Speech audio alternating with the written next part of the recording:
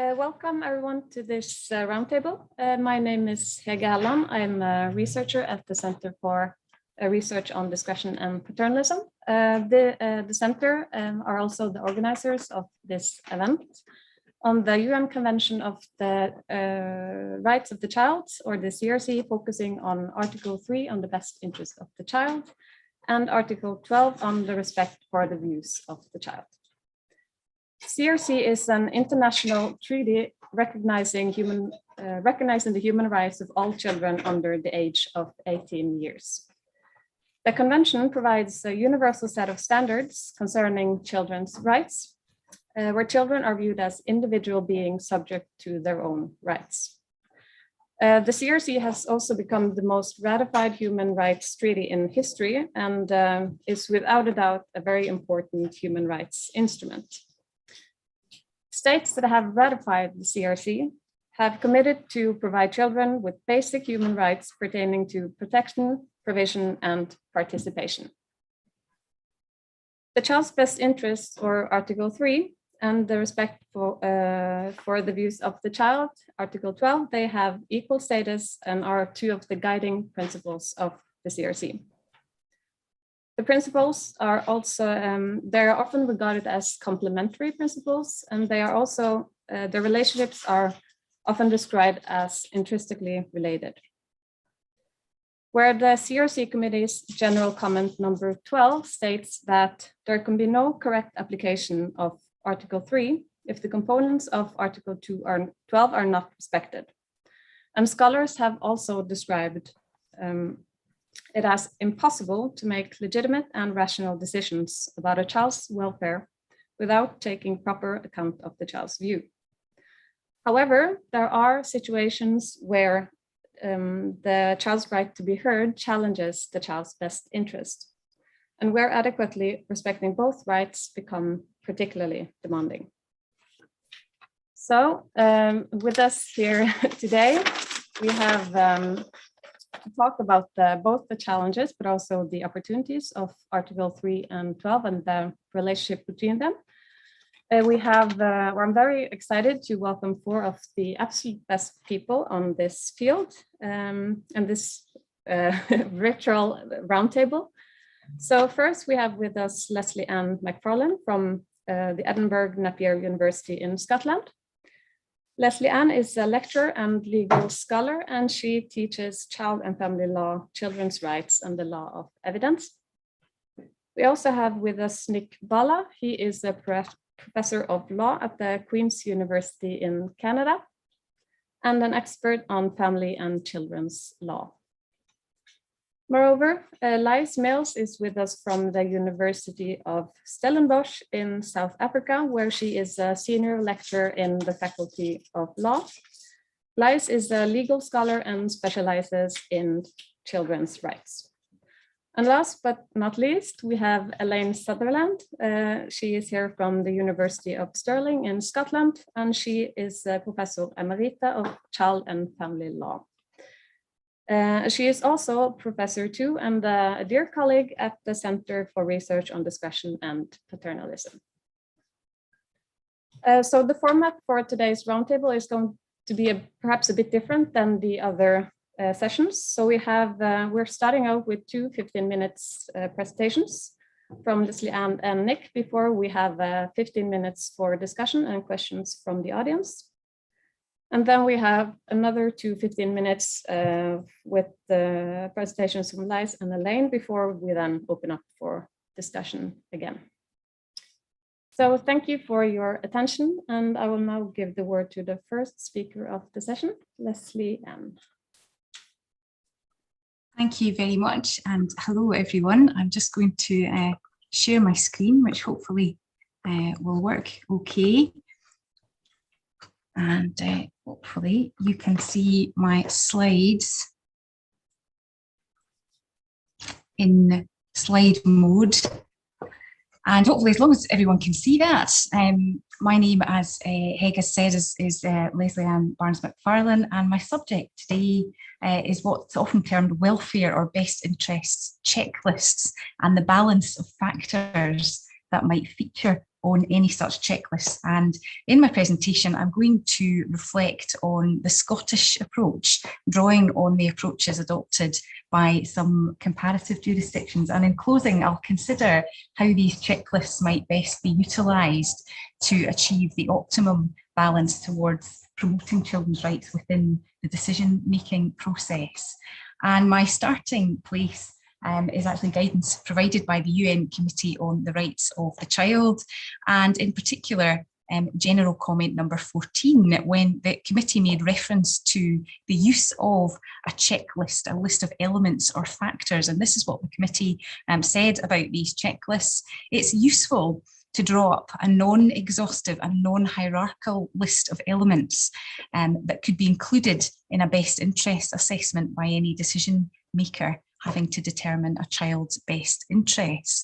And the committee went on in that general comment to say that checklists were potentially useful in the wider sense for providing concrete guidance and also flexibility in terms of making accountable, transparent decisions about children. And I'm going to focus on this notion of best interest or welfare checklists from a Scottish perspective with regard to Scottish family law, and in particular what we call Scottish family court cases in Scotland. And these are the cases that involve private disputes about care and upbringing of children. And I'm also going to be using the term welfare and best interests interchangeably, because in Scottish and generally in UK-wide legislation, welfare is the statutory term that's used for best interests. And the Committee on the Rights of the Child recommended that separate elements relating to the child's best interest should feature on any kind of welfare checklist that was included in statute. And right at the top of the list that they provided, a template in general comment number 14, they made reference to Article 12, to the child's view. So right at the very start of this best interest welfare checklist, the child's views appears. And then they went on to include a number of other factors relating to the child's identity, such as religion, culture, gender, sexuality, factors relating to the preservation of the family environment and family relations, any particular situations of vulnerability, and then health and education. And where any conflict between Articles 3 and 12, best interests and the right to be heard, is concerned, the UN Committee has this to say. They said that they have complementary roles, and that in fact the first, Article 3, aims to realise the child's best interests, and the second, Article 12, provides the methodology for hearing the views of the child in the process and their inclusion in all matters affecting the child. So in other words, Article 3, as we know, that's about the outcome, and Article 12 is about the methodology or the process of arriving at that outcome. And as Heg said in her opener, there can be no correct application of Article 3, the committee said, without the components of Article 12 being respected as forming part of any decision-making process. And so bearing in mind this, the placement of the child's views by the committee right at the very top of a best interest checklist, and also the fundamental interconnection that they see as a complementary one between Articles 12 and 3, I'm now going to outline some issues with regard to the Scottish position and the Scottish approach. And on this slide here, I'm just going to set the Scottish context relating to family court cases. And first of all, it's probably worth saying at the outset that what we have at the moment is what could be described as a partial statutory checklist for determining what best serves the child's interests or their welfare.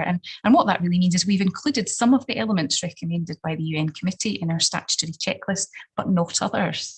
And I will outline the checklist on my next slide, but on this particular slide, I'm just going to set the Scottish context. And in Scotland, as with many other jurisdictions, the welfare of the child, their best interest, is paramount in Scottish family legislation. And that's very similar to England. England also has a paramountcy threshold for making decisions for courts, but England has actually enacted a welfare checklist which mirrors that template provided by the UN Committee on the Rights of the Child. And unlike Scotland, which hasn't done that.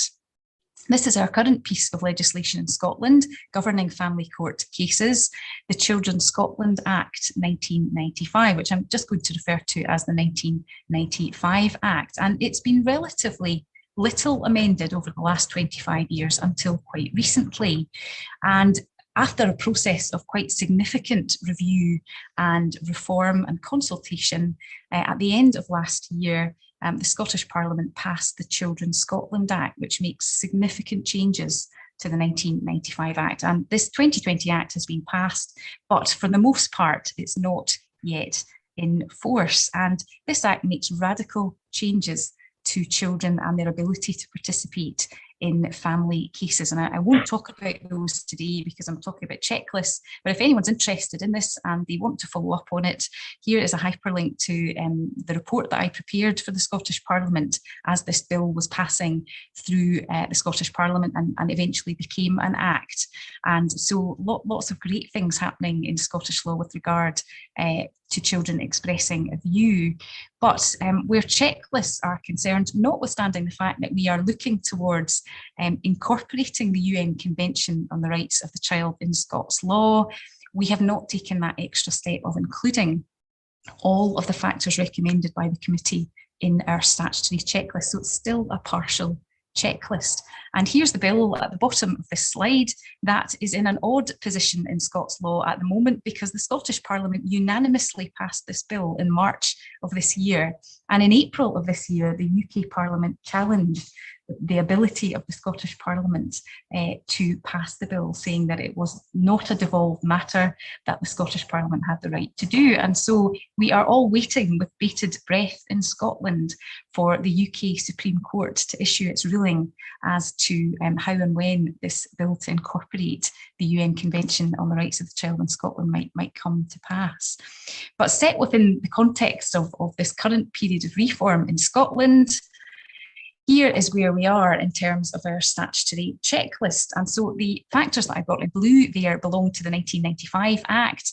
And the factors that I'm about to paste in red on the slide are the new factors. So there has been some change, just not enough, I would suggest. But here are the factors contained on our welfare checklist in statute. First of all, as I said on the last slide, the paramountcy of the child's welfare should govern all decisions that are made in family law court cases. Secondly, we have a no order principle, essentially meaning that the court will not make an order unless it's better for the child to make an order than none at all. Thirdly, we have the child's opportunity to be heard. Fourthly, in 2006, two additional factors on the checklist were inserted into the 1995 Act. The first was a protection from abuse provision that the court is required to consider whether the child is in a situation of abuse or whether there is any risk of abuse, and to take that into consideration in making decisions about children. And secondly, a factor that hasn't really impacted that we can see decision making a lot. The court is meant to be looking at the ability of parents to cooperate in matters regarding the child, and there's something slightly circular about that factor, because if parents could cooperate, presumably they wouldn't be in court in the first place, but that's a factor that we have. Following the 2020 Act, once it's in force, we will have two further factors. First of all, the impact of the order that the court is going to make on the involvement of the child's parents in their upbringing. So in other words, if it's, for example, a relocation case, the court will now have to specifically consider the position of the parent who's left behind and how to address any issues if it can possibly make that situation better for parent and child. The next factor is the impact of the order on not just the family relationships, but the child's important relationships with other people. That might be school friends or neighbours or people that the child is close to in their community. And so these are the two most recent factors that have been included, and they do relate to some of the factors provided on the UN Committee's template welfare checklist in general comment number 14, but it doesn't contain everything. So there's no reference to health or education or the child's situation of wider vulnerability, for example. So what of balance then? We have some checklist factors recommended and not others in statute. There's a question, what did the Scottish Government say when they were defending their decision not to extend the checklist? Well, here's what they said. They said, look, courts already take these specific factors, for example, age, sex, education, health, into account in their decision-making in all cases in any event. So in other words, these are just matters absorbed within the general and very broad discretion of Scotland's judiciary. So that was their rationale for not adding further to the checklist. There's also a further problem, which I think we might come to rue in Scotland, which it relates to the child's views, because after the 2020 Act comes into force, the child's views as a requirement, taking the child's views, will be removed from the existing checklist, the section with the checklist, and reenacted in a standalone section. So in fact, it won't appear as a checklist factor. It is in its own section, utterly out there on its own.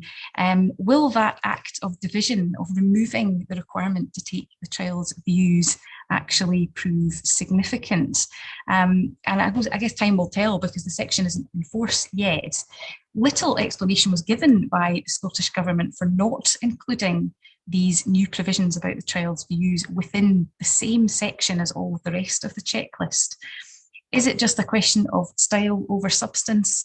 I think not. I think it's arguable that there's a real danger that taking the child's views will now be viewed as a procedural adjunct, as an unnecessary step that's not quite part of the checklist anymore. And there's a real danger, I think, that might affect the full enjoyment of the child's rights as recognised by the Convention in family court cases.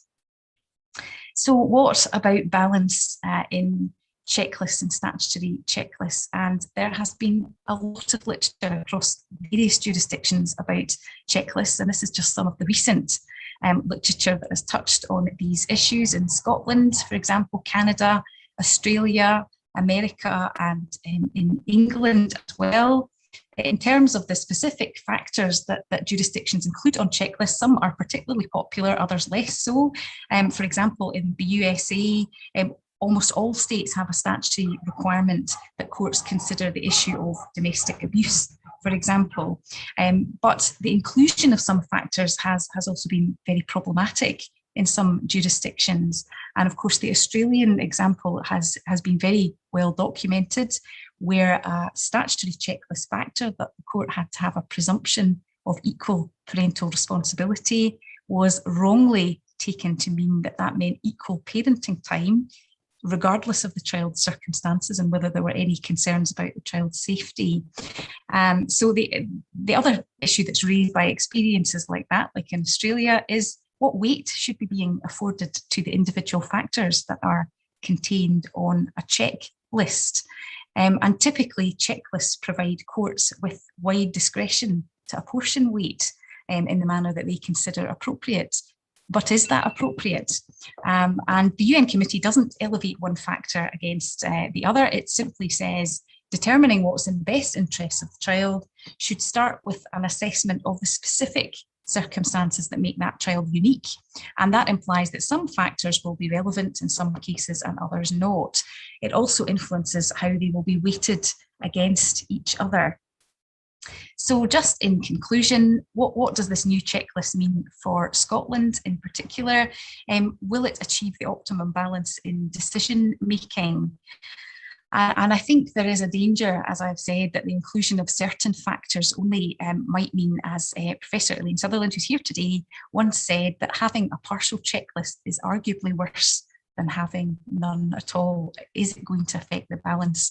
And the structure is also another issue. This lifting out of the child's rights from the existing section into section alone, far removed from the rest of the checklist, means that there may well be problems ahead.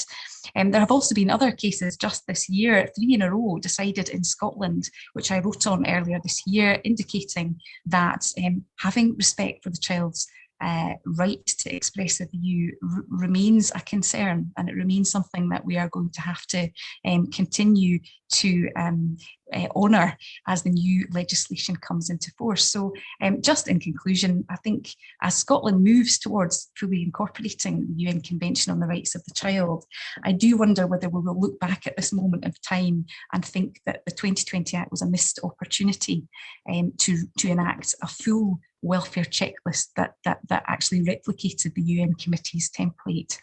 So thank you very much for listening. I will stop screen sharing, and I'll pass you back to Heg.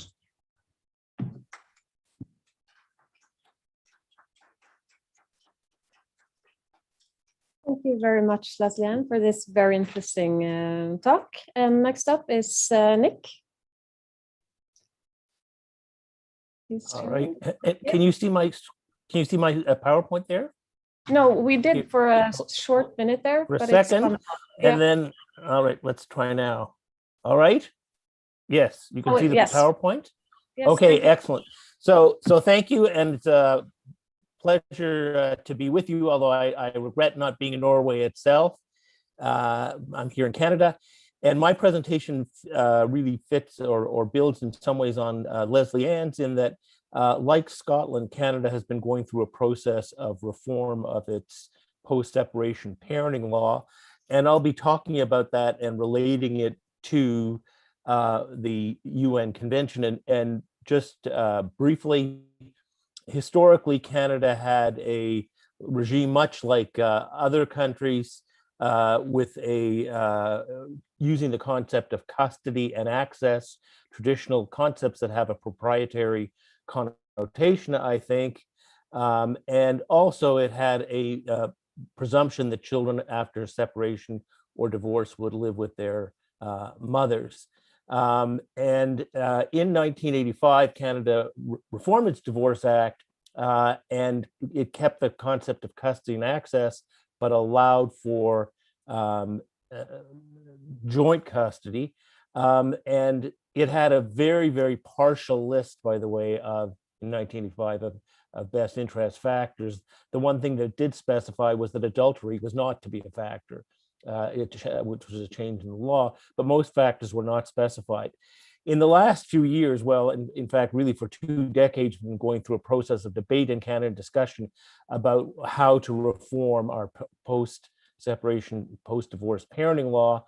And finally, we had legislation introduced in 2018 that has come into force in March of this year. And the context of this legislation and the reforms are there a list of reforms, or many, it's a quite comprehensive reform. I'm going to just focus today on the change in concepts and some of the items that are now enumerated on our checklist, particularly the views of the child and family violence. As I'll mention, these are just 2 of the items. There's a longer checklist.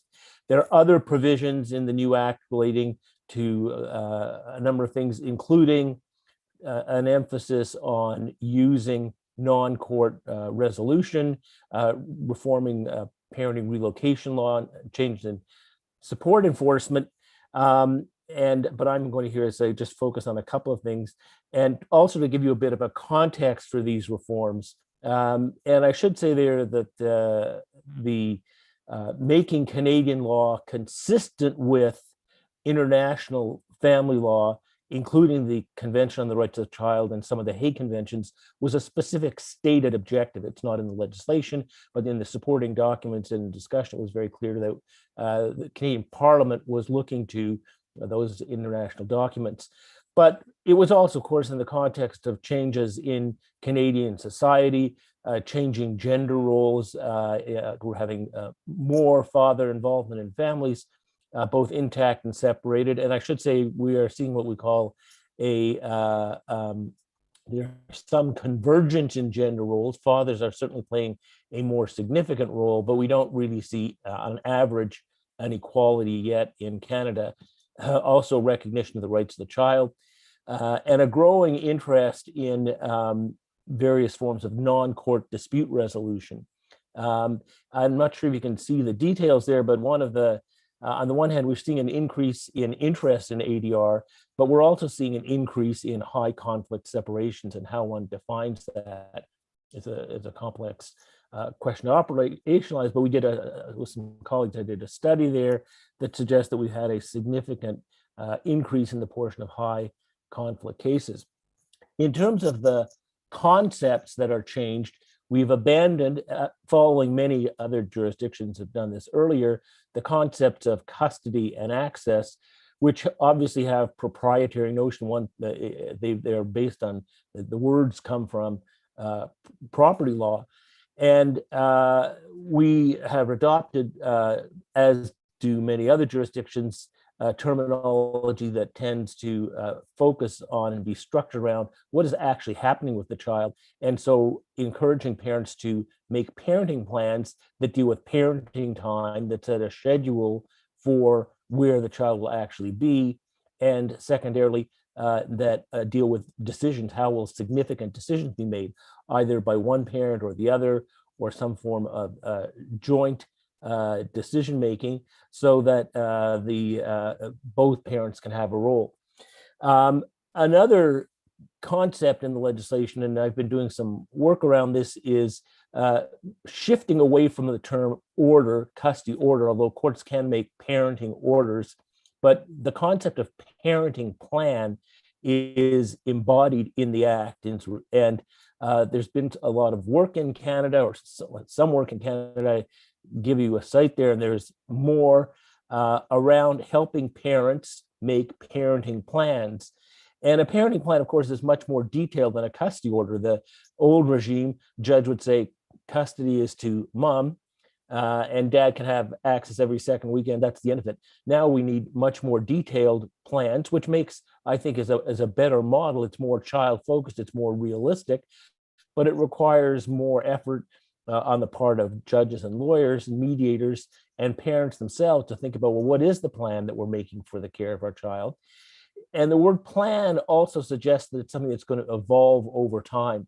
So one of the realities of family law has tended to be, well, we have a case, we have a decision, that's the end of it. But of course, nobody who has a child would say at the age 4, well, we've made a decision, we made a plan, that's all that's going to happen. Of course, they're going to change the plan. And so with separated parents, they need to change their plans.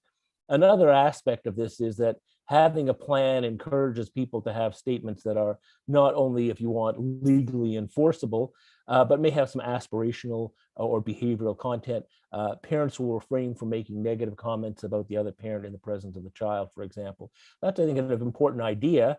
Good question if you're a lawyer or a judge, exactly how do we operationalize that? But we've seen that going forward.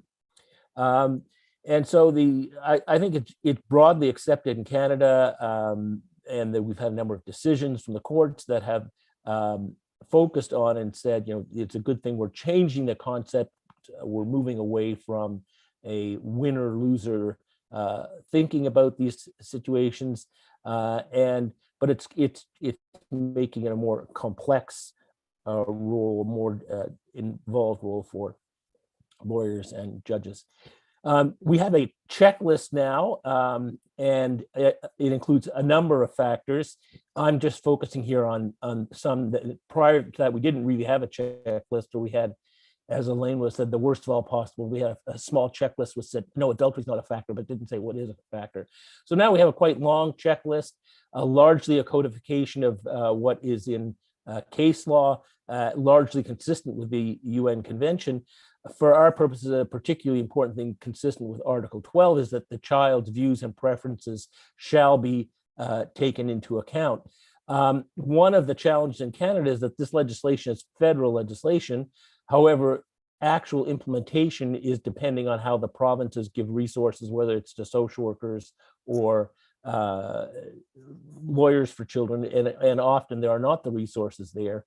One of the things that we're starting to see more of in Canada to ensure the child's views are considered are two things. One is the so-called brief voice of the child report. So rather than a full psychological assessment, just a couple of interviews with the child.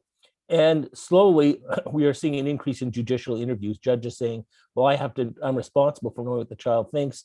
The parties don't have the resources. The government hasn't provided me with a report. I'm going to meet with the child myself, which is interesting and significant development, and certainly one where judges cite the Convention on the Rights of the Child. Leslie Ann mentioned experience in Australia, where we've been looking certainly as we move towards legislative reform. And one of the issues is, should there be or will there be, or to what extent will parents share, have a joint equal time? This legislation clearly does not create any presumptions about time, but shared parenting, 50-50, joint parenting, different terminology, is becoming more common. And there we did a little study, and the extent to which I think any individual lawyer or judge or mediator sees 50-50 shared parenting or 40-60 shared parenting is going to depend on the nature of their practice. But you can see for most lawyers, it's a significant portion of their cases, but not the majority. There are some who would see a lot of these cases and others who would see less.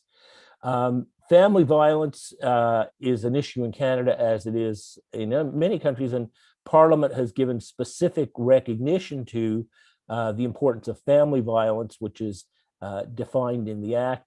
And it says that the court, so with our checklist, there's a checklist, and then it specifically states the court shall give primary consideration to the child's physical, emotional, and psychological safety, security, and well-being.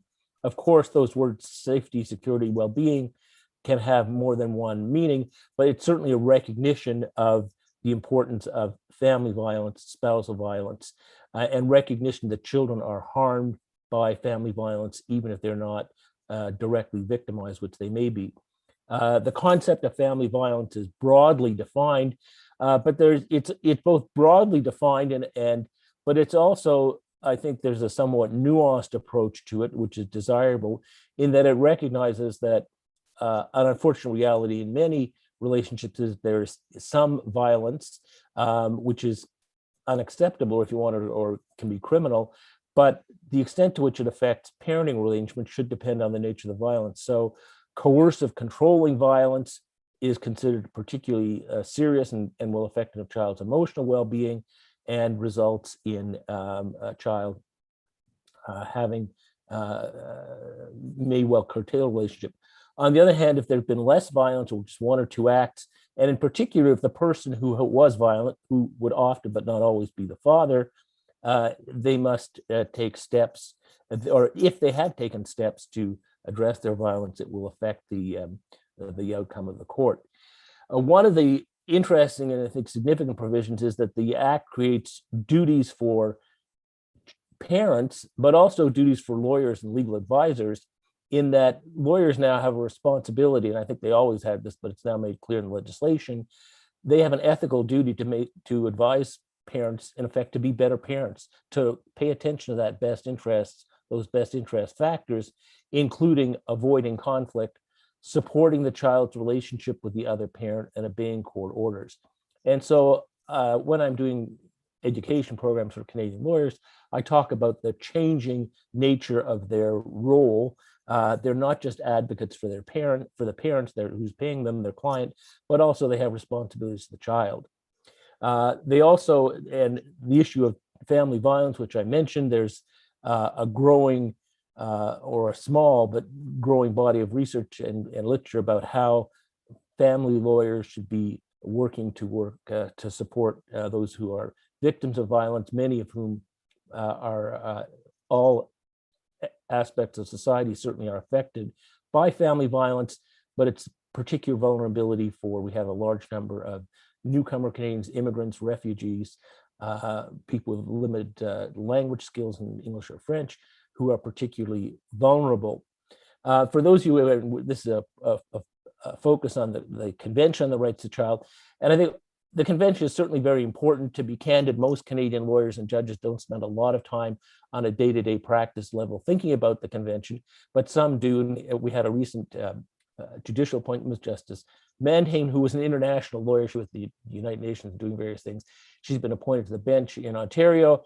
And so she brings a sort of a nice breath of international perspectives. And so this decision, which is available online,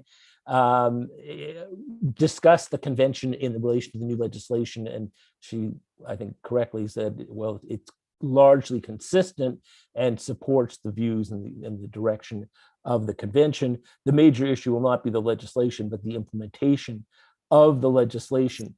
So I think that this is certainly a desirable set of reforms.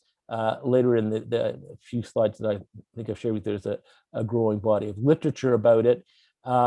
But it's not a panacea. I mean, we continue to have issues of, so-called alienation, children resisting contact, high conflict, and actually bringing the child's views is still, it's a theory. We have work to do to bring it into practice. So I want to thank you for your attention, and I think we're moving it up to a discussion now. And I say there's a list of references here for you.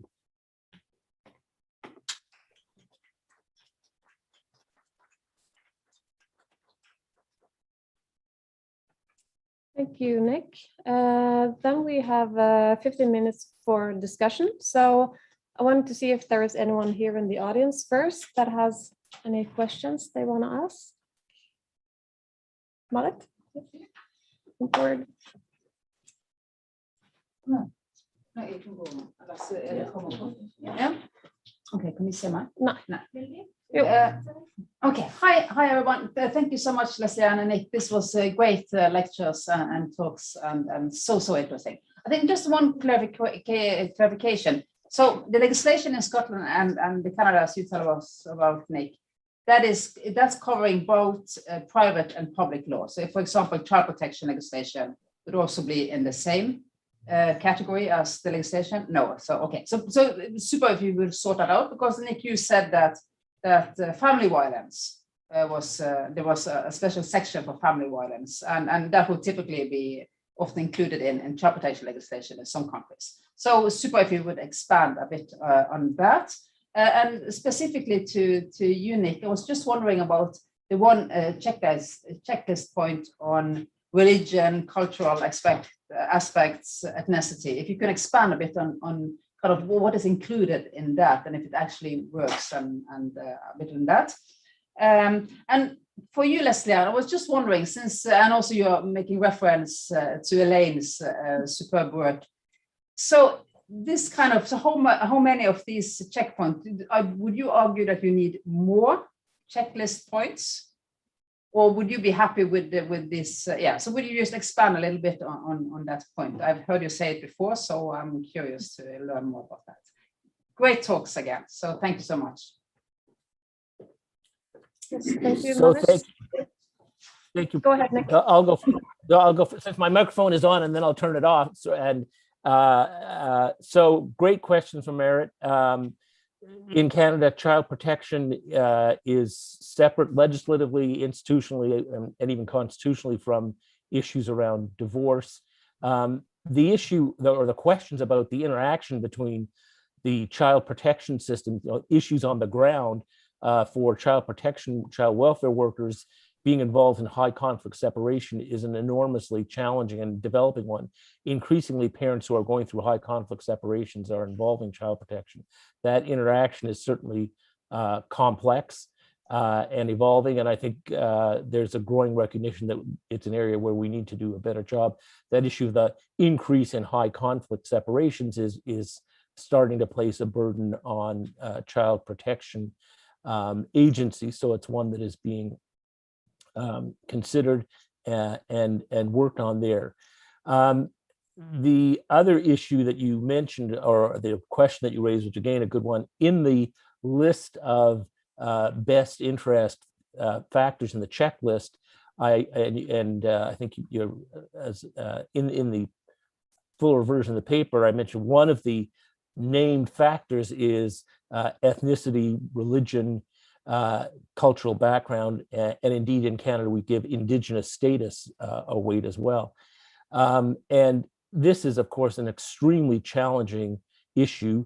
Like many countries, Canada is becoming increasingly diverse. Actually, Canada has one of the highest immigration rates in the world, and legal sponsored immigration as opposed to mass migration. And we also have an increasingly large number of what we can call mixed marriages. So the father was born and raised in Somalia, and the mother is a native Canadian Indian, and they marry and they have children. How do the courts take account of their cultural differences? And I should say this is also very much a factor in child welfare. We're aware of the fact that often it is minority groups who have tended to have their children taken into care. So by the Child Protection Agency, how do we deal with that? In the context of child protection law, in particular child welfare, there actually is new legislation specifically giving more weight to indigeneity. The fact that a child is from an indigenous family is a significant factor. We have an enormous overrepresentation, of course, the history of residential schools and so on, which we are trying to deal with the terrible legacy of that, including changing some of the legal structures. It's an interesting question, by the way, in the private law context.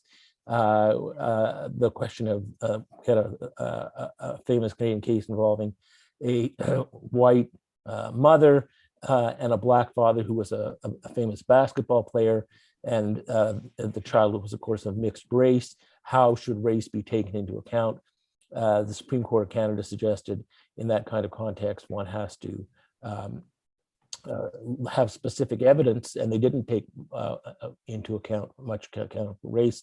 There are also issues with religious, different parents have different religions and so on. How do the courts weigh, is one religion better than another? No, of course, I mean, no, that's not the position, but sometimes does the religion of the parent, for example, Jehovah's Witnesses and refuse blood transfusions, how would that be taken into account? So two great questions, but I'll turn it over to Leslie Ann. Hello, thank you for these questions, and thank you for your talk, Nick. I thought it was fascinating that across the jurisdictions where there are just different approaches, but actually such a lot of similarity, because when you were talking about parenting plans, we too have parenting plans, but they just haven't received an awful lot of publicity. But if you Google them on the internet, the Scottish Government actually created one in 2018. And I think the thing that probably puts off Scottish parents is that by the time they get to a dispute, they're put off by the fact that in Scotland, these are not legally enforceable. And that if you draw up a parenting plan and the other side doesn't adhere to it, you're back where you started again, which is going in to see a solicitor and actually having to go to court to get a best interest decision. And thank you for the question, Marit, about checklists.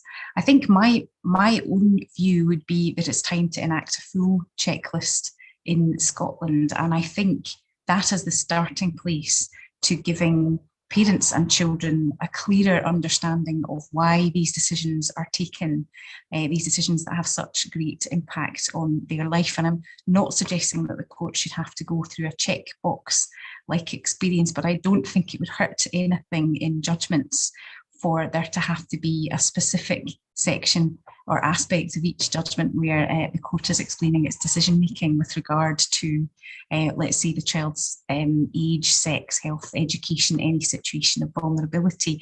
And I think the UN committee is quite clear that judges would always, or decision makers would always have the discretion to look at a child's particular circumstances and decide that certain factors wouldn't be relevant, or certain factors would be have more of an impact on the decision made in a particular case than others. And I think that's where discretion should come in. I don't think that discretion should be a blank sheet of paper in front of the judiciary. And the cases that I mentioned right at the end of my presentation were three very surprising cases this year in Scotland, all on the issue of whether or not it was practicable to take the views of children in family court cases. And some of the judicial discussion, I think, in these cases was discussion that wouldn't be out of place 20 or 30 years ago. So, for example, in the Inner House, which is Scotland's highest civil court, one of the judges made reference to the fact that it wasn't always necessary to take a child's views if there were weighty adverse welfare considerations of sufficient gravity. And in other words, this possibility that Article 3 considerations might actually rub out the child's ability to express a view. And of course, the current view and the view that the Scottish Government has tried to champion is that what we ought to be doing instead of saying the child can't express a view is to put in place better support and advocate for the child to ascertain whether that child needs more support in expressing a view, if indeed they want to do that, rather than simply not allowing the child to express a view in the first place. So a real retrograde step there, three cases in a row, and the highest authority case, I think, being a bit of a red flag that it would be much better just to put things down in legislation, and then everybody knows where they stand, and we can work out if there are any appellate grounds in particular decisions. Nick, I don't know whether you've had similar thoughts or what your position would be in Canada. I think you're partial checklist as well, aren't you? You were saying. Yeah, so the checklist is really interesting, and we have some, and of course we have both federal and provincial legislation. They all now have checklists. They're all partial in the sense they always say the best interest of the child, including a list of factors. I think the insertion of what I saw the slide there of section 16.2 saying giving priority to the child's well-being, safety, and welfare is an important one, and it was, I think, significantly reflected by advocates for the concern of advocates for abused women to put that in there as a priority item and priority recognition. So I think, of course, one can never have a completely exhaustive list of factors, or more general terms will cover more specific cases. And in that sense, I think that's consistent with what the committee says in its general comments. Yes, so I think we have a bit more time. So if there are any more questions from the audience here, is there anything in the chat by any chance? Do we still have Liz and Elaine with us? Okay, because they're not appearing on my screen, but that's.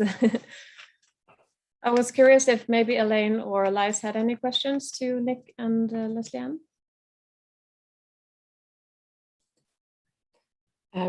No, it's not a question, maybe basically just a comment as well.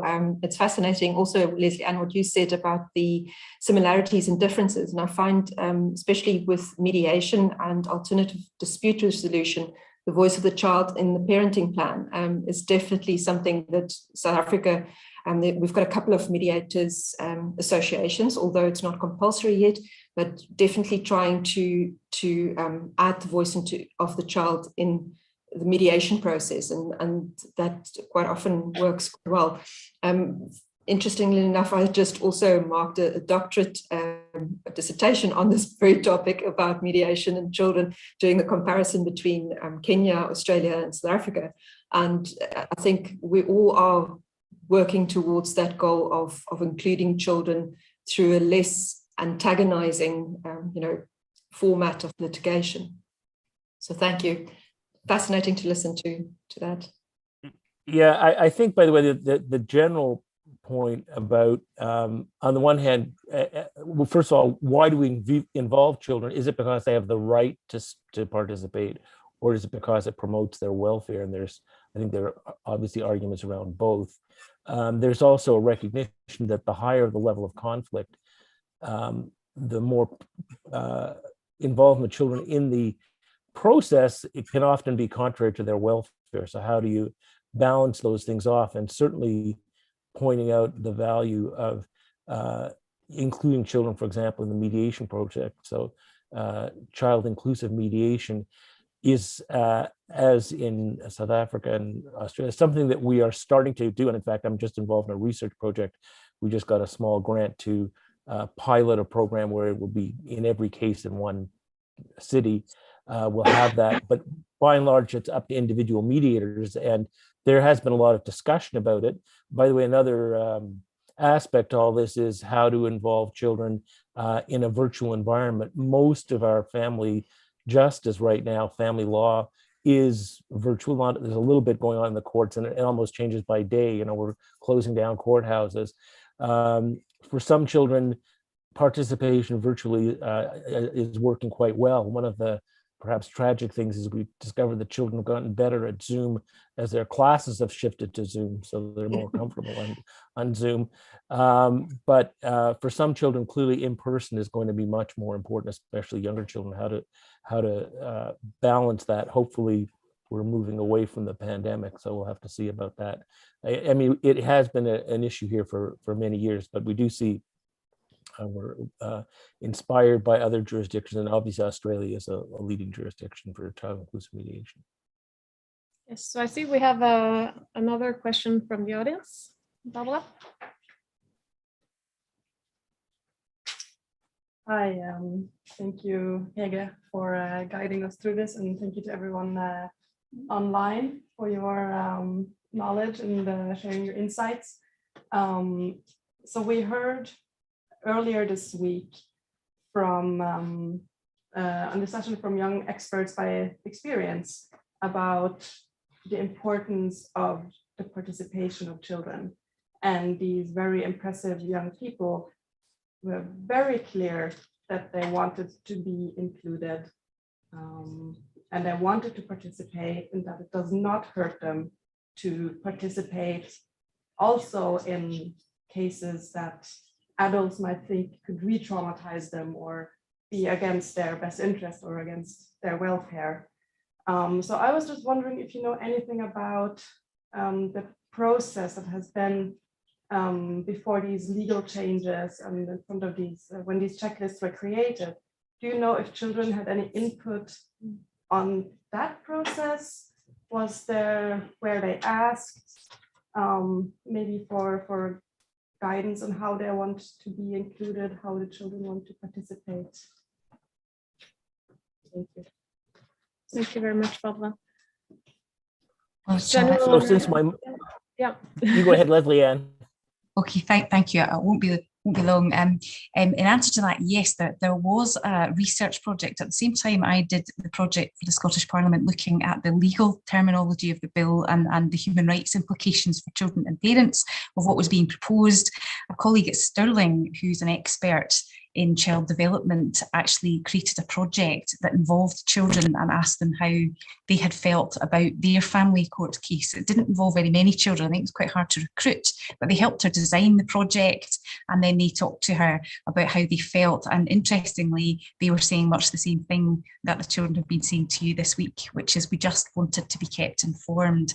And I think one of the things that the Scottish Government has tried very hard to do in our new Children Scotland Act is to create support for children. That was one of the great messages that came back from the public, from the children's groups in the process of putting the Children Scotland Act 2020 together, which is you can legislate at a high level for participation, but if you don't provide support for children in the process, if you don't keep them informed in an age-appropriate way about what's going on, if you don't explain decisions to them, if you don't give them any access to redress, then it's just not going to work.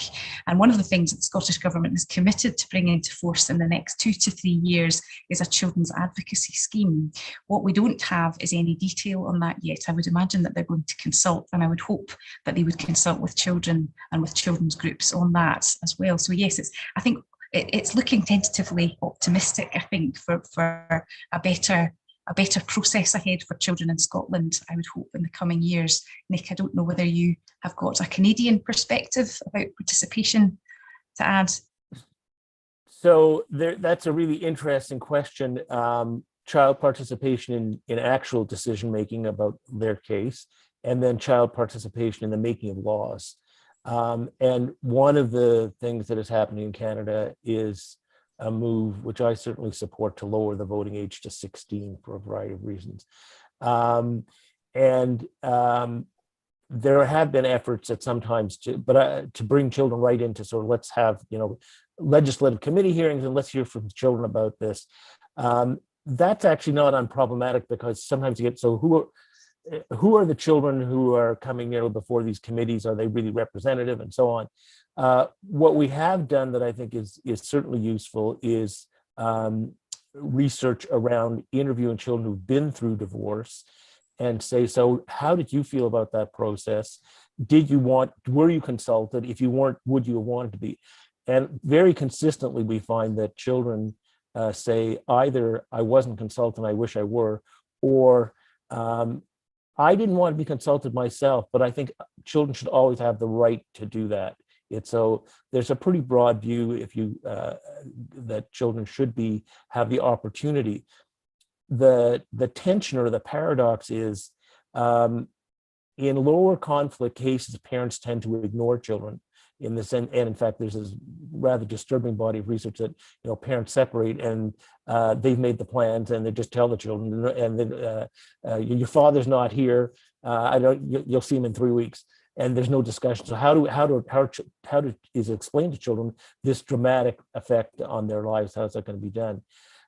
In the higher conflict cases that go to court, one of the problems is that we do have, as conflict increases, children almost inevitably take the side of one parent or the other. It's very hard for children if there's high conflict. They may love both parents, they may enjoy time and benefit from time, but finally, if the war becomes too intense, they take one side or the other, and that's understandable. And there are things that we can need to do about it. But in those cases, the child has taken one parent's side, and to say, okay, now we want you to want to hear what you have to say. And certainly I think it's necessary and appropriate to hear from the child in that circumstance. But say, oh, and let's also give you a lawyer so that you can, the people who talk most about children's rights in this country are people who are in high conflict separations, and the child agrees with them. And they say, I want my child to be heard by the court. I want I'm here to protect my child's right. And my child doesn't want to see the other parent who I happen to hate. I mean, that's the way it comes out. And almost as bald as that. So there needs to be a balance, and that I think if it's a child who is rejecting a parent, that has to be heard by the court. In some cases, the judges will meet the children and hear that directly and say, "I've heard you, but I'm the judge. I'm going to make a decision based on your best interest." And if a child they're satisfied with you're rejecting the other parent because they've been abusive to you, then we're not going to force you, we're not even going to allow you to see that parent. But if it's, you've clearly allied with a parent who has their own reasons to dislike the other person, that's not going to be determinative. Thank you, Nick. I think we should move on now to Liz. Are you ready? Hello, everyone. Yes, it's Lisa Mills. Lisa, yeah. Not a problem. I basically respond to anything that so don't worry about that. I'm just trying to get my screen sharing. There we go. So hopefully you can there see my my screen. And what I would like to talk today about is a rather sensitive and quite difficult topic sometimes to address. So thank you very much for this opportunity. And I'd love to hear people's thoughts on this topic of conflicting interests of children born from incest and rape. In his seminal work on parenting different children, Andrew Solomon writes in the chapter on children born from rape as follows. A child conceived in rape gets as rough a start as a child with dwarfism or Down syndrome. The pregnancy is usually greeted as a calamity, upending family life that may already be riddled with strife. The mother not only doubts her ability to meet the challenges of child-rearing, but is also uncertain whether she will ever get over the very fact of the child's existence. Unlike adoption, which many experts believe should be shared with an adopted child, even before they can understand its full meaning, rape is too confusing and frightening to explain to a toddler. It's terrifying for any child to envision his parent as vulnerable, much less to feel complicit in that vulnerability. The mother of a child conceived in rape has her own separate primary damage to negotiate. Her identity as a mother proceeds directly from her identity as a rape victim. Her child embodies the violence done against her and gives manifest permanence to what she may ache to forget. My presentation today seeks to highlight only some of the complex factors that must be considered when a child born from incest or rape expresses her need to know the truth about her conception. This situation not only involves the rights of children, but also those of the victims and perpetrators of sexual violence. I will be discussing the relationship between various provisions of the Convention on the Rights of the Child, namely Articles 3 and 12 at the topic of our discussion, and then also Articles 7, 8, 9, and 18, in terms of which the child has the rights to an identity and parental care. From the outset, I wish to acknowledge the intricate nature of this topic, while stressing that I'm only able to share a few of my thoughts here. Article 3, as you know and have heard now, enshrines the best interests of the child and provides that it should be one of the first aspects to be considered. It also implies that more weight should be attached to what will serve the child best. Yet, South African courts have confirmed that this does not mean that other rights are not relevant or that competing rights can simply be ignored for the sake of protecting children's rights. In an analysis of the implementation of the best interests of the child, the competing fundamental rights of others, in this case, the rights to inter alia, privacy, dignity, and physical and bodily integrity of the mother, and the biological father's right to family life, have to be considered in a pragmatic and balanced manner. A child's interests can be said to be those elements of her life which are required to live a life of dignity and self-worth, including both components of protection, and liberation, and encompassing all aspects of her moral, spiritual, and physical well-being. The Committee on the Rights of the Child, as you heard, in its 14th general comment, has explained that any assessment and determination of a child's best interest should be carried out with full respect for the rights contained in the Convention and its optional protocols. This is in line with Geraldine van Bieren's suggestion that the rights contained in the CRC may be used as signposts by which best interest of a child may be identified. In terms of this rights-based approach, a child is regarded as an individual rights holder. Correspondingly, her views must be considered, also in instances where her best interests are to be determined. Adults cannot be regarded as the sole adjudicators of children's best interests, since, in terms of Articles 12 and 5, the voice and the evolving capacities of the child must be borne in mind. Article 12 does not imply that children are presumed to know what are in their best interests. To the contrary, children's actions often stand in direct opposition to what are in their best interests. But children should at least be provided the opportunity to express their opinion regarding matters that affect them. Whereas adults are presumed to know that harm may follow from a particular decision, children need guidance, experience, and information to enable them to arrive at this point of awareness or understanding. However, guiding children to understand that some information may be harmful or contrary to their own interests, as well as that of others, may require some special skills and a lot of patience. The rights to identity and parental care are enshrined in Articles 7, 8, 9, and 18 of the CRC.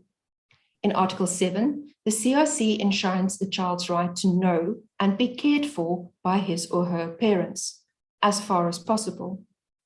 In Article 8, it explains that children have the right to preservation of their identity, nationality, name, and family relations.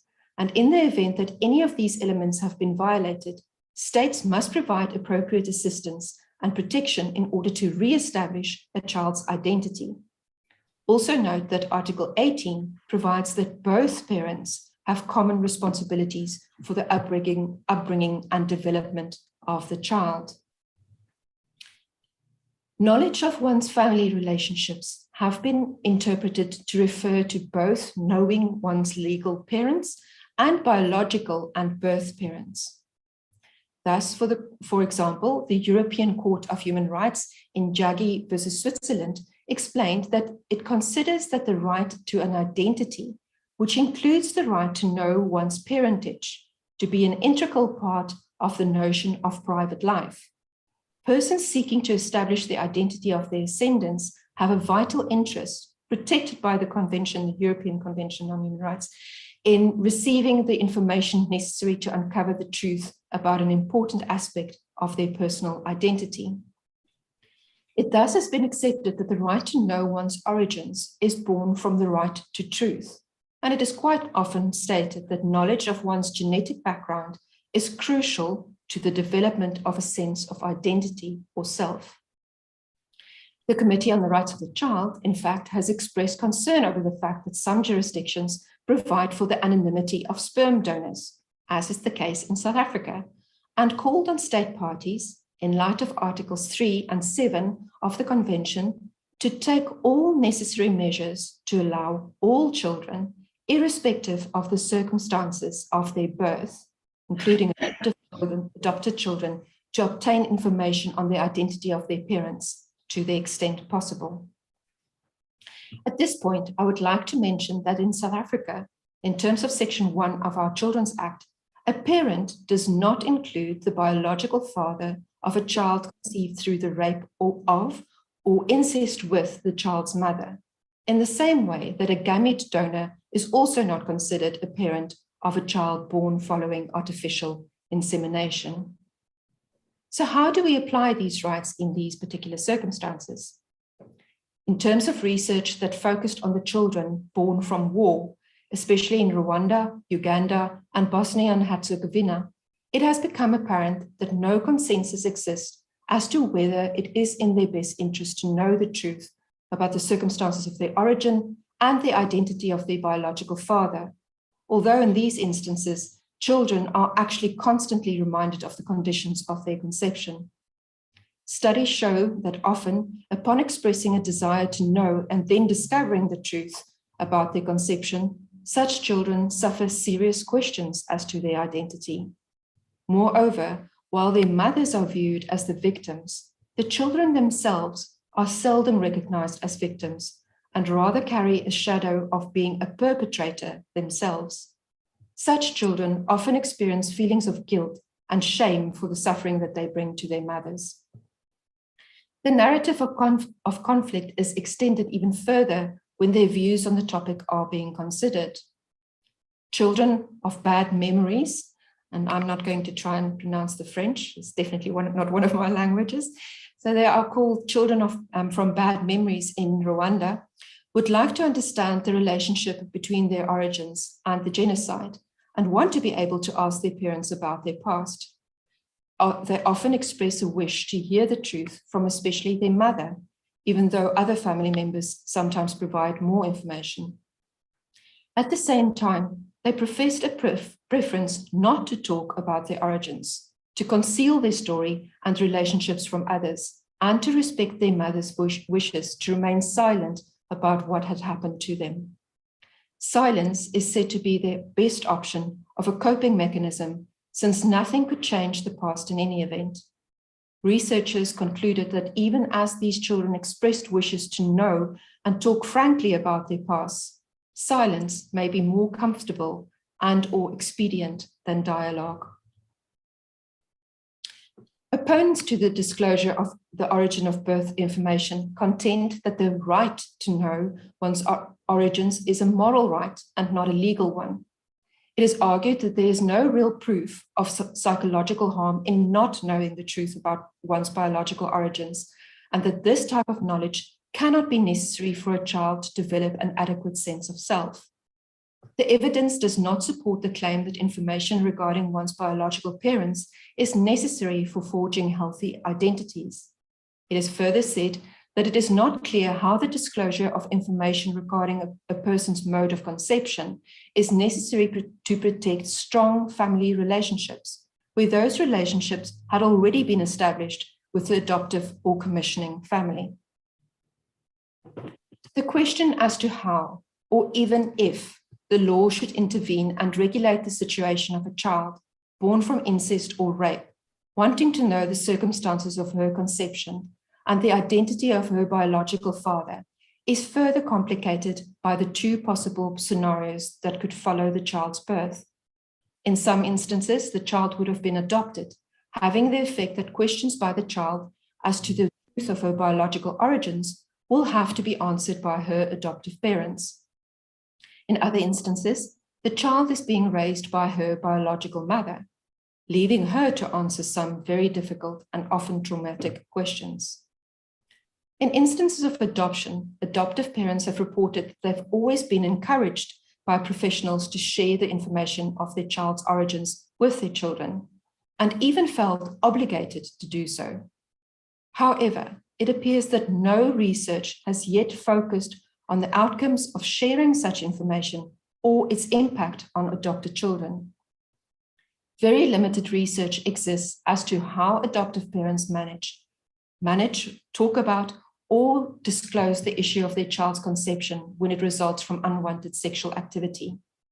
Some studies have reported that adoptive parents feel that by not revealing the truth of these circumstances, they are shielding their children from harmful information. It is also reported that due to the stigma that surrounds incest and rape, uncertainty or a lack of information surrounding the nature or details of the story, and a general contempt for a damaging, hypersexual, irresponsible, and dangerous father, adoptive parents believe that they are acting in their child's best interests by not disclosing the truth. By keeping this uncomfortable and painful information from their child, parents are trying to protect their children's rights and prevent damage to their child's innocence, self-image, and mental health, as well as their own relationship with their child. However, in cases where a child was born from an incestuous relationship, additional fears of medical problems resulting from inbreeding between people who share DNA may complicate matters even more. Adoptive parents reported that in instances where the young child starts to ask questions as to why they look different from them, they attempt to provide as neutral information as possible, which may increase in details as the child grows older. Quite often, the hope is that the child one day will be able to establish contact with the birth mother and that she will be able to answer their child's questions. This presupposes that the mother would like to meet the child and discuss the details of the child's conception with her child. The biological mother, who not only has to deal with the trauma of sexual violence, which in itself can have a negative impact upon her child's life, has to live with the fact that the rape or incest has combined her genetics with that of the perpetrator, and that through her child's birth, those genes continue to exist. Some mothers have expressed the view that protecting her child from the biological father is the best thing that they can do for their child, and that they will never divulge the truth to them, even if their child demands it. Others cannot live with lies or a denial of the reality, and they tell their children about the sexual violence that led to their child's existence. Many want to explain, not only to their children, but also society, why they had their children at an inappropriate age, or despite not having the financial or emotional resources to provide for their child. I am of the view that the law should not impose an obligation upon the adoptive parents or the biological mother of a child born from sexual violence to disclose full details of such a child's conception, whether on the birth certificate or upon questioning from the child. I do not agree that children should be allowed to obtain information on the identity of their biological parents in all circumstances, and definitely not in these situations. It is further submitted that such children must, in terms of Article 39 of the CRC, be recognized as victims. They must receive support and therapeutic intervention if they demand the truth, and physical assistance in the event that they would like to meet their biological father. In this context that raises legal, philosophical, moral, and social issues, it is abundantly clear that children's rights cannot be interpreted or promoted without a consideration of children, both as individual human beings, as members of a family, and as members of society. Babies who are born from sexual violence are complicated children for their mothers, and their feelings and love for each other may also be very complicated. So society needs to make the situation as uncomplicated as possible. Thank you.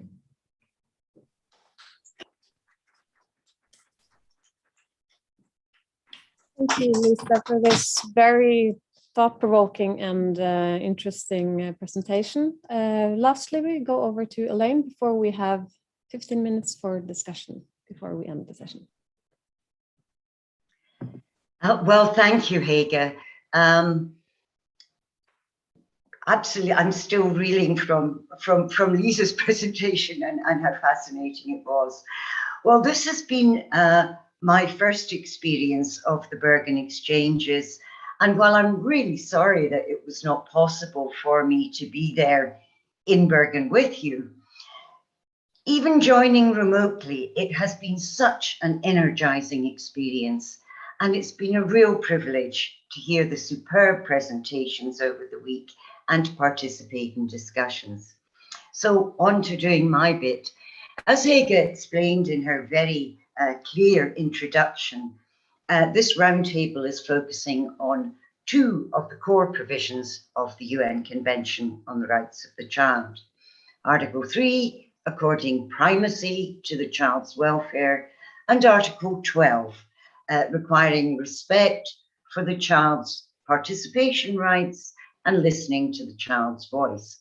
And my task is to pick up on that theme in the context of marriage and the older child.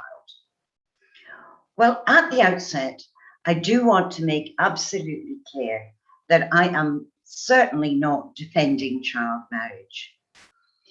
When younger children, and by that I mean those under the age of 16, get married, there are a number of concerns. First of all, there's the issue of consent, because there's a very real risk that those under 16 lack the capacity to consent to marriage because they do not truly understand what it is they're agreeing to. There's also, I think, with younger children under 16, a much greater danger of them being coerced, of them being forced into marriage. And that creates something of a sort of overlap between child marriage and forced marriage. Now, while child marriage does affect both males and females, all the evidence is that it is much more of an issue for girls and young women. And for them, it can bring a range of well-documented associated harms. I'm sure this is not a complete list, but it would include things like loss of educational opportunities, the loss of autonomy, including choice over sexual relations, early and frequent pregnancy with the associated increased risks to both infant and maternal life and health. There's the danger for these young women of isolation, increased risk of health, self-harm, and an increased risk of domestic abuse. So those are some of the associated harms. And so it's little wonder that the international human rights community roundly condemns child marriage. But my focus here is on older children, 16 and 17-year-olds. And really, I'm asking whether their situation is different. Now, the current position of the international human rights community is that all marriages involving a person who is under the age of 18 are child marriages and should be prohibited by domestic legal systems. So that's fairly clear. But from a legal perspective, it's worth looking at where that age of 18 has come from. Because none of the relevant United Nations conventions actually sets a specific minimum age for marriage. The UN Marriage Convention of 1962 requires states to set a minimum age, but it does not say what that age should be. Now, 3 years after that convention, the General Assembly of the United Nations recommended that the age should be not less than 15. Turning to the United Nations Convention on the Elimination of Discrimination Against Women of 1978, and what a mouthful that is. So while I'm not fond of acronyms, from now on, I'm going to refer to that convention as CEDAW and its committee as the CEDAW committee. In any event, the CEDAW Convention again condemns child marriage, but it does not define it. And there is no definition of child marriage in the UN Convention on the Rights of the Child, the CRC, as I will refer to it. In terms of regional human rights instruments, again, there's a very widespread reluctance to define child marriage. Now, one notable exception here is the Maputo Protocol in Africa, because it does quite explicitly set the minimum age 18. But none of the European human rights instruments do that. So where did this age of 18 come from? Well, you've guessed it, it's a direct result of the Convention on the Rights of the Child. You'll remember that Article 1 of that convention defines a child as every human being below the age of 18. And I think there's a certain logic in saying, well, if everyone under the age of 18 is a child, then the marriage of such a person is a child marriage. And I think it's no accident or coincidence that just 5 years after the CRC was adopted, the CEDAW committee published its General Recommendation 21, 1994, where it indicated that it, quote, considers that the minimum age for marriage should be 18. So there we have it, 1994, expressing very strong opinion that just after the Convention on the Rights of the Child. Well, 20 years later, we get to 2014, of course, and that was when the CEDAW and CRC committees issued a joint general recommendation, general comment. And in that, they simply state that a child marriage is one where either of the parties is 18. So they were sort of moved right round to saying, well, just taking this as a given. But the interesting thing is, even there, the committees are prepared to accept that marriage might be permitted in exceptional circumstances and subject to judicial approval, provided that both parties are at least 16 years old. So the age of 18 really comes from this general recommendation, general comment. There had been other discussions going on around the topic. But it's worth remembering that these sorts of committee documents are not legally binding. Now that may seem very legalistic. And of course, in various contexts over the course of this week, we have discussed the idea that the fact that something is not prohibited does not necessarily mean that it is acceptable. In any event, despite the legally binding nature of this general recommendation, general comment, a host of countries that had permitted marriage under the age of 18 in the past, sometimes subject to safeguards like parental consent or judicial approval, have raised that age to 18 since the general recommendation, general comment. So in Europe, for example, Norway, of course, as you'll know, has done so, and that is true also of the Netherlands and Sweden. Even in the United States, which of course has not ratified the convention, as we always mention, where family law is a state matter, several states have raised the age to 18 relatively recently. And as we speak in South Africa, work is at a pretty advanced stage in raising the age to 18 in respect of all marriages. So there's definitely, it's at an advanced stage of law reform there. In the light of all of that, why am I questioning this? So there we have all these international organizations saying it's got to be 18, all these countries doing it. Where do I get off questioning all of this? Well, for the second time in my short presentation, I want to clarify something that I am not saying. I am not suggesting that I believe getting married at 16 or 17 is a particularly good idea, that it's particularly desirable.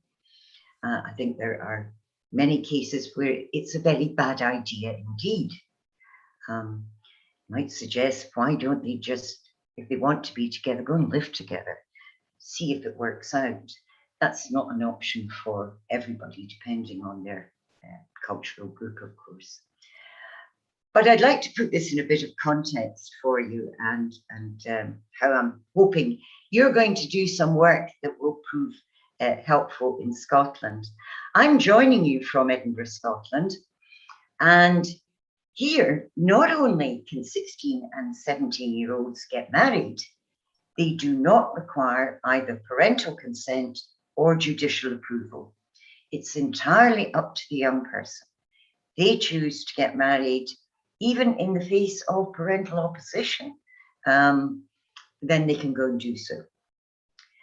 Well, in the light of developments taking place elsewhere in the world, we are just about to embark on a consultation process looking at whether the age should be raised to 18. Now, law reform of this kind in Scotland requires widespread consultation of not just legal professionals, obviously, but right across the community, including children and young people. So there will be widespread consultation. But one part of the preliminary work obviously involves looking at the human rights requirements and the human rights implications, which brings me very neatly back to the focus of this roundtable. If we take as our starting point Article 3, giving primacy to the welfare of the child, it is likely, I think, that most adults, probably in many places in the world, and certainly in Scotland, would take the same view as I do, that getting married so young probably does not serve the welfare of the child, of the young person. But what of Article 12? What of the mature 16-year-old who is absolutely clear that she wants to marry the love of her life as soon as possible? Are her views simply to be disregarded on the basis of some adult perception of her welfare? And I think the Article 12 point becomes all the more pressing when you take account of another important article in the Convention, Article 5, which Lisa very helpfully provided you with the text of. And you'll remember from that, and you'll know in any event, that Article 5 introduces the concept of the child's evolving capacities. And essentially, Article 5 recognises that while the Convention applies to all children, children are not all the same. An infant is quite different to a 17-year-old. And that the more the child's own capacities develop, the more the child's agency should be respected. So for our discussion session, I'm going to leave you with a key question and some others. The key question is, can a case be made that a 16 or 17-year-old who can demonstrate understanding and free consent should be allowed to marry on the basis of Article 12 when read with Article 5?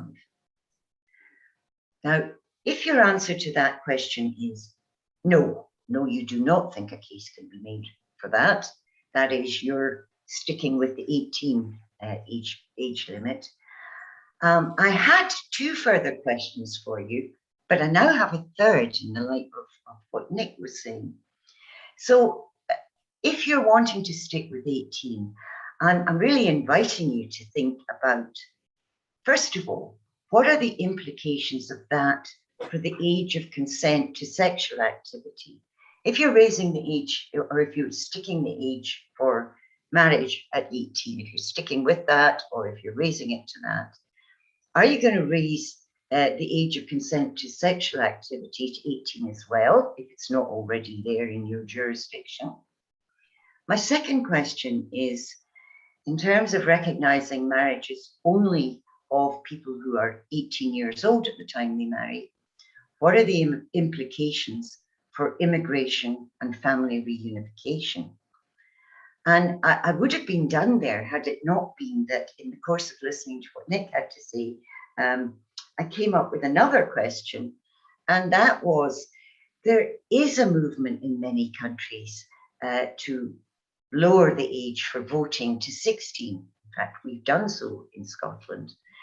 And my question is, are you still going to lower the age for voting to 16, but make people wait until they're 18 to get married? So I'm just going to leave you with that bunch of questions, and hopefully they can feed into the discussion. Thank you for listening.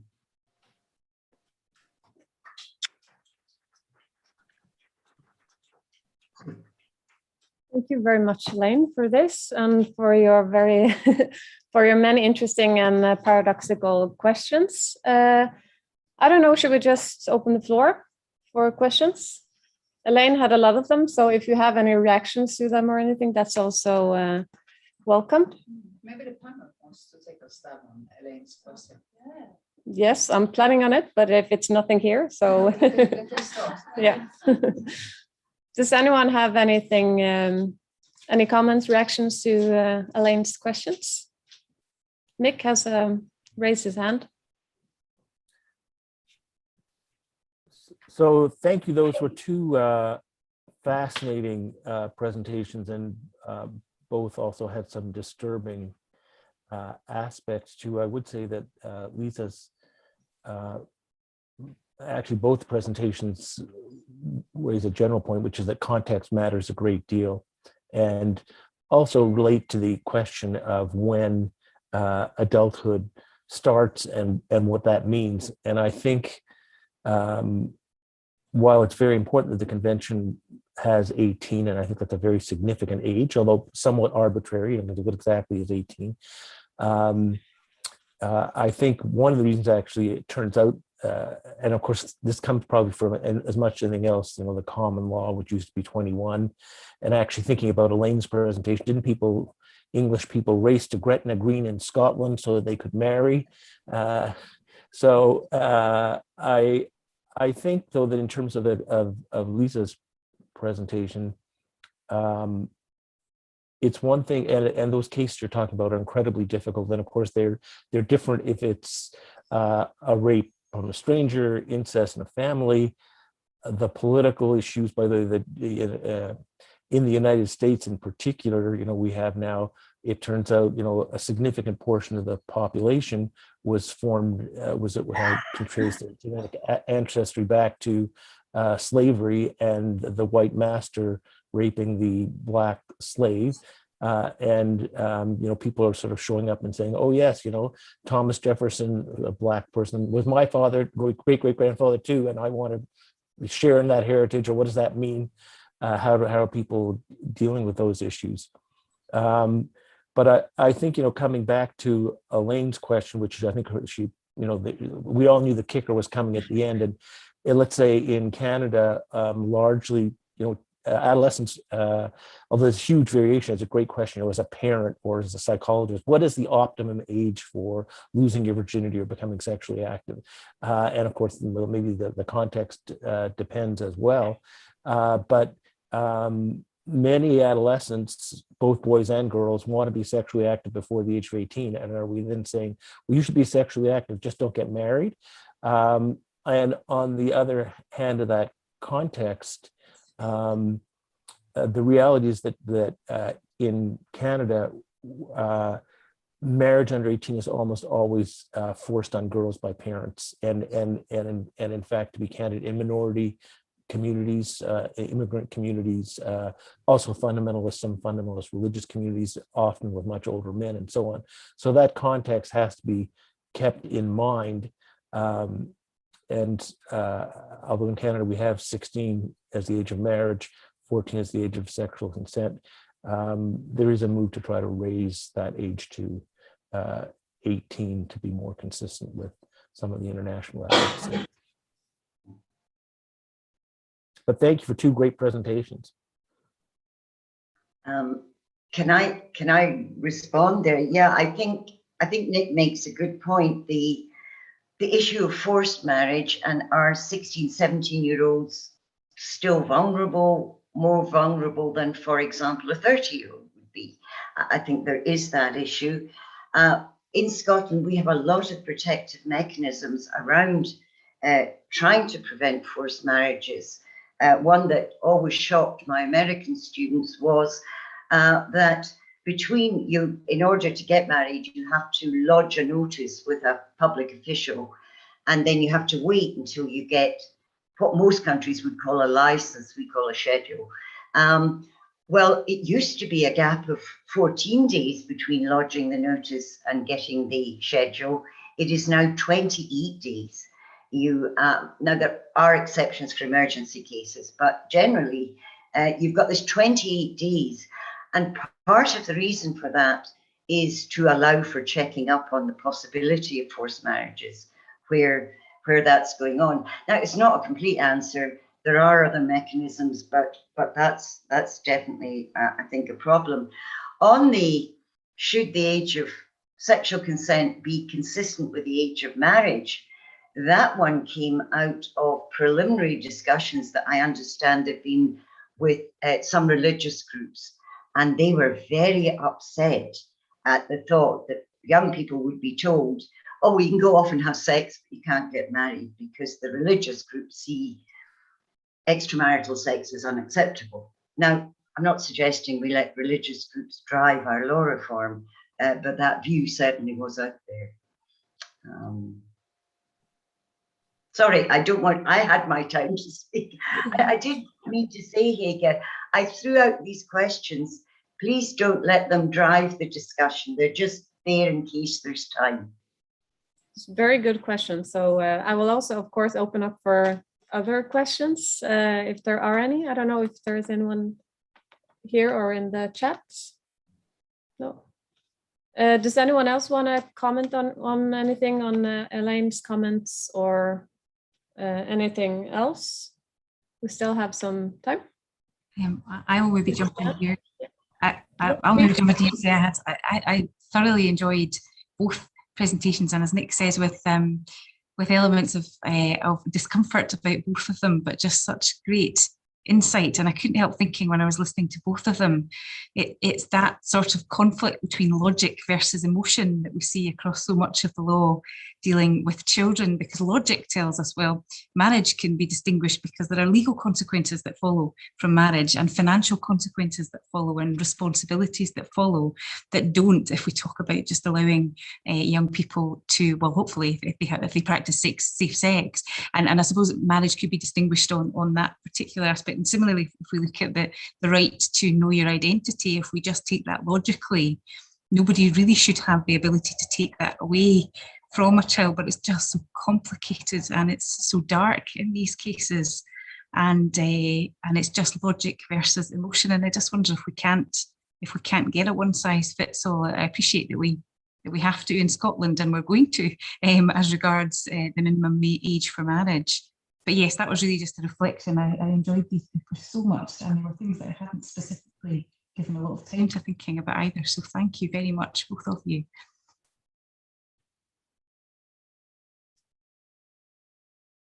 Yes. I see, Lisa, you removed your mute. I don't know if you have a comment.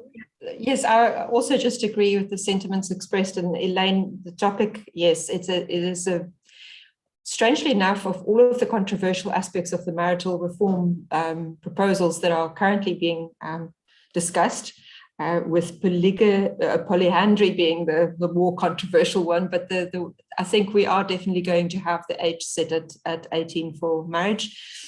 I remember I once had a student that wrote about why would you want to get married at the age of 16 or 17? And strange that you refer to now to emergency situations. I would love to know what emergency situation would be that you have to get married for, I suppose. Yeah, I can imagine.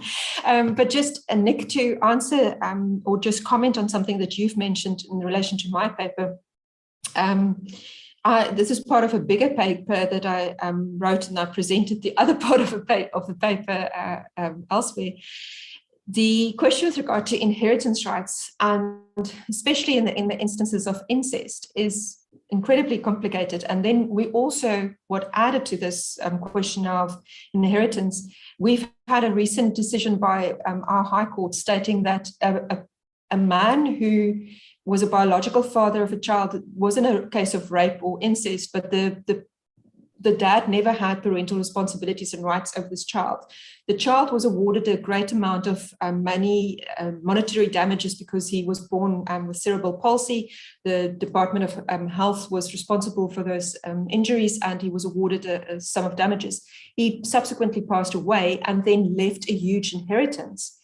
And the court said that man, the biological father, was not entitled to inherit from his biological child in terms of our interstate succession laws, because he shouldn't be regarded as a parent. So this whole question for me about who is a parent, who should have these parental responsibilities and rights, and the fact that we just point blank in South Africa say you're not the biological father, even though if it was incest and both parties agreed to the incestuous relationship, the woman, the biological mother, also agreed, and it's still the crime of incest, then in those instances, the biological father doesn't have